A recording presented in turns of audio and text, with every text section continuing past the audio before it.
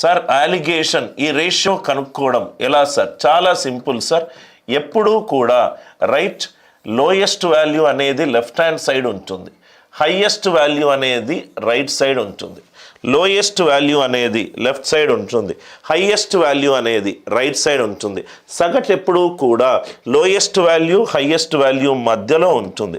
సగటు ఎప్పుడూ కూడా లోయెస్ట్ వాల్యూ హైయెస్ట్ వాల్యూ మధ్యలో ఉంటుంది. సగటు పి అనేది సగటు.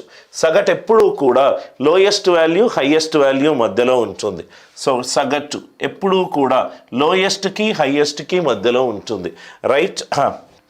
హైయెస్ట్ సగటు కంటే ఎంత ఎక్కువ, లోయెస్ట్ సగటు కంటే ఎంత తక్కువ, ఆ రేషియోనే Q1/Q2. Are you all with me? ఆ రేషియోనే Q1/Q2. ఆ రేషియోనే Q1/Q2. ఆ రేషియోనే Q1/Q2. ఇది లోయెస్ట్ వాల్యూ, ఇది హైయెస్ట్ వాల్యూ, ఇది సగటు. సగటు కంటే హైయెస్ట్ వాల్యూ ఎంత ఎక్కువ? P2 - P. లోయెస్ట్ వాల్యూ కంటే సగటు ఎంత ఎక్కువ? P - P1. Highest value minus average by average minus lowest value. అది మనకు మ్యాథమెటికలే సార్. కొంచెం లాజికల్గా ఆలోచిస్తే మనకు ఈజీగా కాన్సెప్ట్ వస్తుంది. ఏం సార్? హైయెస్ట్ వాల్యూ సగటు కంటే ఎంత ఎక్కువ, రైట్. పి సగటు అనేది లోయెస్ట్ కంటే ఎంత ఎక్కువ, రైట్. ఇది దీనికంటే తక్కువ, ఇది దీనికంటే ఎక్కువ, ఇది దీనికంటే ఎంత ఎక్కువ, ఇది దీనికంటే ఎంత తక్కువ. ఆ రేషియో వేస్తేనే మనకు వచ్చే కాన్సెప్ట్ అలిగేషన్. ఆ రేషియో వేస్తేనే మనకు వచ్చే కాన్సెప్ట్ ఏంటి సార్? అలిగేషన్. Q1/Q2 అనేది P2 - P/P - P1. ఇంకో point sir, alligation where to use, ఎక్కడ యూజ్ చేయాలి సార్ మనం? అలిగేషన్ ఎక్కడెక్కడ యూజ్ చేయాలి, ఆర్ ఎక్కడెక్కడ యూజ్ చేయకూడదు, ఎక్కడెక్కడ యూజ్ చేయాలి, ఎక్కడెక్కడ మనము అలిగేషన్ కాన్సెప్ట్ని యూజ్ చేస్తాం, అలిగేషన్ కాన్సెప్ట్ని యూజ్ చేస్తాం. నవ్వు ఇక్కడ చూడండి సార్, అలిగేషన్ కాన్సెప్ట్ని యూజ్ చేస్తాం. అలిగేషన్ కాన్సెప్ట్ ఎప్పుడు యూజ్ చేస్తామంటే, ఎప్పుడూ కూడా ఏ అండ్ బి విలోమంలో ఉన్నప్పుడు ఖచ్చితంగా ఈ కాన్సెప్ట్ యూజ్ చేస్తాం. ఏ అండ్ బి రెండు విలోమములో ఉన్నప్పుడు ఖచ్చితంగా ఈ కాన్సెప్ట్ యూజ్ చేస్తాం. ఇక్కడ చూడండి సార్, ఇవన్నీ కూడా ధరలు, ఇవన్నీ కూడా ధరలు, ఇవన్నీ కూడా నేను కొనుక్కున్న రైట్ బస్తాలు, రైస్. ఇదేమో ప్రైస్, ఇదేమో కన్జంప్షన్. ఫస్ట్ థింగ్, ఎక్కడెక్కడ ఈ అలిగేషన్ కాన్సెప్ట్ని యూజ్ చేస్తాం, ఎక్కడెక్కడ నేను ఈ అలిగేషన్ కాన్సెప్ట్ని యూజ్ చేస్తాను, ఎక్కడెక్కడ యూజ్ చేస్తానో చూడండి sir. A is inversely proportional to be. Speed పెరిగితే టైం తగ్గుతుంది, రైట్. కాబట్టి స్పీడ్ టైము దగ్గర అలిగేషన్ చేస్తాను, స్పీడ్ టైము దగ్గర అలిగేషన్ చేస్తాను. స్పీడ్ని అలిగేషన్ చేస్తే టైం పీరియడ్ వస్తుంది, రైట్. టైం పీరియడ్ని అలిగేషన్ చేస్తే స్పీడ్ వస్తుంది. అంటే speed lowest value S1, speed highest value S2, average speed S అనుకోండి, రైట్. ఎంత హైయెస్ట్ వాల్యూ సగటు కంటే ఎంత ఎక్కువ ఉంది, రైట్. సగటు చిన్న వాల్యూ కంటే ఎంత ఎక్కువ ఉంది. ఈ రేషియో ఏమవుతుంది? T1/T2.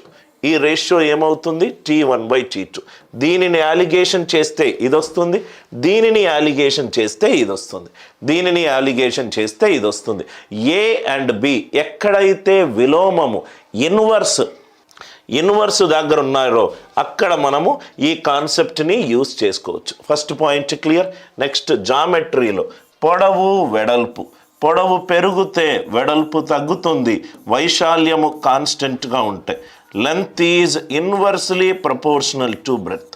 పొడవు పెరిగితే వెడల్పు తగ్గుతుంది. ఇక్కడ కూడా మనము అలిగేషన్ యూజ్ చేసుకోవచ్చు, ఇక్కడ కూడా మనము అలిగేషన్ యూజ్ చేసుకోవచ్చు. ఇంకెక్కడెక్కడ ఉన్నాయి? Time and work.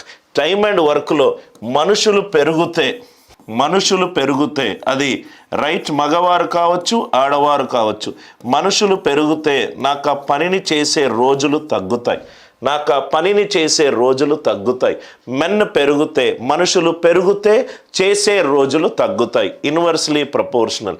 Next one ఇక్కడ చూడండి sir, simple interest is P × T × R percentage.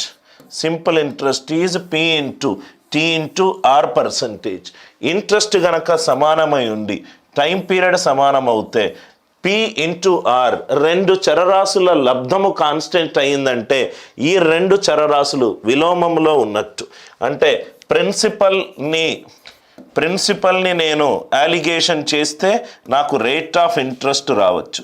Rate of interest నేను వడ్డీ శాతాన్ని నేను అలిగేషన్ చేస్తే నాకు ప్రిన్సిపల్ రావచ్చు. Are you all with me? Next one, average is equivalent to SN by N. Average సగటు అంటే sum of the quantities by number of the quantities. ఇది కనుక ఉంటే యావరేజ్ అనేది నంబర్ ఆఫ్ పీపుల్ పెరిగితే సగటు తగ్గుతుంది. అంటే యావరేజ్కి ఎన్నైతే వాల్యూలు ఉన్నాయో వాటికి కూడా విలోమంలో ఉంది. అక్కడ కూడా అలిగేషన్ యూస్ చేసుకోవచ్చు. ఇంకోటి, సపోజ్గా కాస్ట్ ప్రైజ్ 240 ఉంది. ప్రాఫిట్ పర్సంటేజ్ 25% ఉంది. 25% ఉంది. సెల్లింగ్ ప్రైజ్ కావాలి. 240 మీద 25% అంటే 25/100. 100 మీద 25 పెరిగింది. 100 మీద 25 పెరిగింది. ఈ రెండు లబ్ధం అవుతున్నాయి. సో కాబట్టి ఇంకోటి ఎక్కడ యూస్ చేసుకోవచ్చు? కాస్ట్ ప్రైజ్కి ప్రాఫిట్ కావచ్చు, లేకుంటే లాస్ పర్సంటేజ్ కావచ్చు. ప్రాఫిట్ కావచ్చు ఆర్ లాస్ పర్సంటేజ్ కావచ్చు. ఎక్కడైతే రెండు లబ్ధము కాన్స్టెంట్గా ఉందో ఆర్ రెండు విలోమంలో ఉన్నాయో అప్పుడు మనము అలిగేషన్ యూస్ చేయొచ్చు. అలిగేషన్ ఎప్పుడు యూస్ చేయాలి సార్? ఇన్వర్స్ ప్రపోర్షన్ ఉన్నప్పుడు. ఈ పాయింట్ రాసుకోండి. ఇన్వర్స్ ప్రపోర్షన్ ఉన్నప్పుడు మాత్రమే అలిగేషన్